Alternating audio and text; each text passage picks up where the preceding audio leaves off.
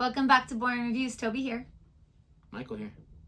And today we're reacting to another QI. Quite interesting. Or...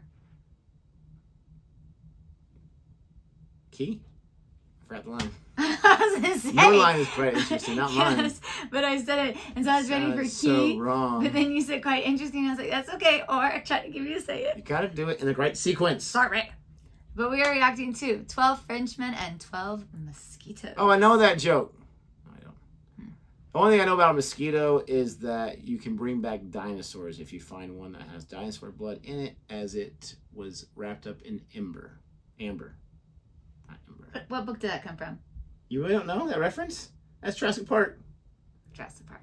That's how they brought back the dinosaurs in the book and in the movie. Remember. Oh my gosh. But you should be ashamed of yourself. I do know mosquitoes. You like clapping, don't you? Yeah, apparently I do. I do know mosquitoes love us, or love me, I mean. And apparently, They love us. Las Vegas has their own form of midges. I started getting bit by things outside, and I'm like, I don't see anything. What is going on? Apparently, they started coming here, and they're called noseums. What? Who names a bug noseums? Like Noseeums. Noseums. And they are a form of a midge that are 2 to 3 millimeters, and they can bite you through your clothes. And I'm for sure that's what bit me in the back when I was outside earlier. It's extremely possible. Thank you so much for that. You're welcome. In the words of Gray the Taskmaster, that's too boring. So we're gonna go ahead and react to this. I'm excited about 12 Frenchmen and 12 mosquitoes. I'm excited about the Frenchmen, not They're the probably going to mosquitoes. say something like they are the things that destroy the entire world. Absolutely. If you like our reaction, please don't forget to like this video, subscribe to our channel, and hit that notification bell so you can be aware of our next upload video. Only thing I know about 12 Frenchmen is that they are one more than 11 Frenchmen. Stop it.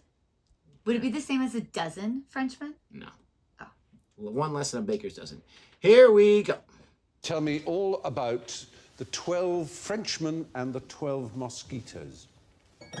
Mosquitoes. Ugh, I don't even like the image of the mosquitoes. Once upon a time, there were 12 Frenchmen called Happy, Sleepy, Arrogant, Furieux, des choses comme ça, Bof, and Zutulor. That's 6. Fenêtre, Boulangerie, Le table. Le Table, of course, and Jambon et Fromage, the twins. Jeez. And they used to travel around with mosquitoes, solving adventures. And what were the mosquitoes called? Fuzzy, stingy.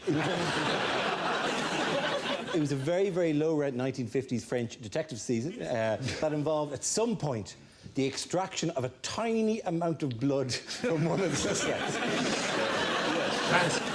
Do you know what else a mosquito can be other than a... It was a World War II plane made out of wood. Made out of wood, exactly, made out of balsa wood and plywood. What was their great raid? Tuck shop. I don't know, was it made into a film? It was. There were 12 members of the Resistance, the Maquis, and they were due to be shot by the Gestapo. And the Allies would send in these 12 mosquitoes to bomb the chateau in Amiens, so all the prisoners would escape. I can't believe that they just blow the bloody doors off. Basically, that was the it. whole place with 12 bombers.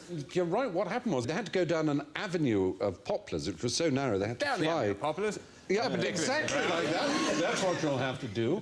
There were 700 prisoners in the prison. 102 were killed by the raid to start with. 74 were wounded. Yeah. Then 258 escaped, of which 179 were rounded up within the next few days by the Germans again. My girlfriend's grandfather flew one of those, and he actually goes now and visits in Germany with the Luftwaffe pilot whose plane he shot down during the war. And they go and they sit around and, you know, go, ha, great days. But neither of them speak the other language. Like he doesn't speak German, the Luftwaffe doesn't speak English, but they sit there and... Sit back and and... yeah. The temptation,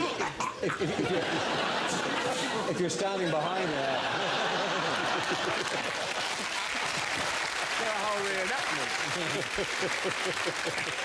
And for over 50 years, that German man has been peeing in your granddad's tea.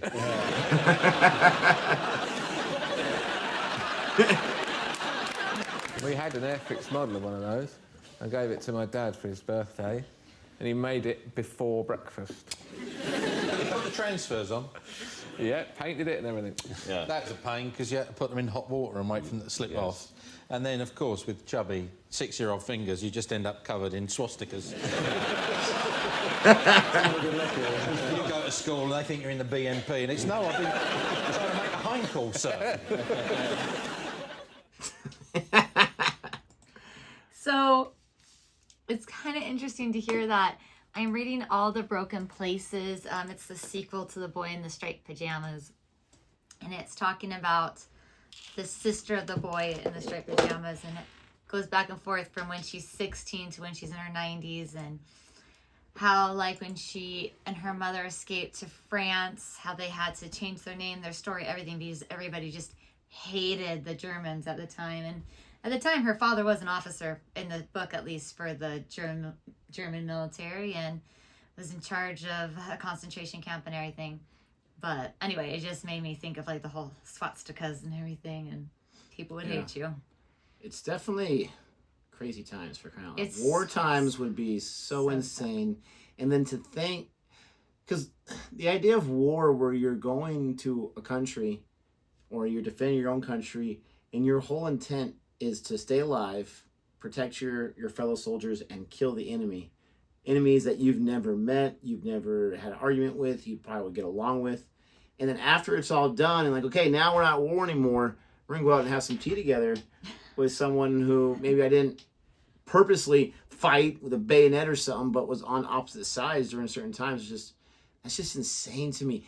And then also this whole idea, like, we're going to go, we're going to bomb, we're going to save these people, which is it's a very great and honorable thing to do. We're going to save these prisoners so they're not just being tortured or being imprisoned during the war. But it sounded like less than 100 of them got free out of the 700 that were in there. Over 100 died, almost 100 injured. Less than 200 got recaptured again a few days later. Like, you survived the bombing from your own people. Thanks a lot. You get out and you get like, that's just. But see, that's, and they said there's a movie about it. More than likely, you're probably not going to get that version in the movie. No. It's just, war is just bad. Always around. It just sucks. It just sucks. Yeah. Very, very grateful that I've never had to really live throughout a world war, at least. I mean, there's definitely different conflicts, different things in the Middle East and Desert Storm and all these kind of stuff growing up. And I've never been a soldier. But man, we are really, really fortunate, and hopefully we don't ever get to that point. There are people all around the world that are dealing with it right now, and that sucks, and that's terrifying, and that's just their norm. But that's crazy. And it is really admirable that they do get together and they just sit back and they talk and because they don't speak each other's language. Yeah. That's interesting too. Like, how would you get, like, I'm gonna come over, he doesn't think I'm gonna come over here to fight him, right? Like, my question is, how do you set up the tea time? Yeah, that's what I'm saying. But at the same time, maybe it's, even if you don't talk a lot, you're sharing a moment with somebody who's been through something similar as you. Yeah, I mean, you're just like, I survived it. As a soldier, you're just doing your duty. You're defending your country. You're doing your part. I mean, I'm sure there's some soldiers like, yeah, I can't wait to kill someone, but I can't imagine that's even 95% of the soldiers that go out there. And so, anyways, and you hear about, like, the soldiers being forced to go, so you know that not all of the German soldiers were in 100% agreement of what they were doing, but you either go and do it or you're basically killed. Yeah, like, and not just that, but you're a traitor. You're not a countryman, and it doesn't matter what country you're in. It'd be the same situation. Yeah, even here in the United States, you'd be a traitor. Let us know what you think about this this part of history. Let us know what you think about our reaction. Thank you so much for watching. Don't forget to like and subscribe. Come back tomorrow for another video. And until next time. Bye.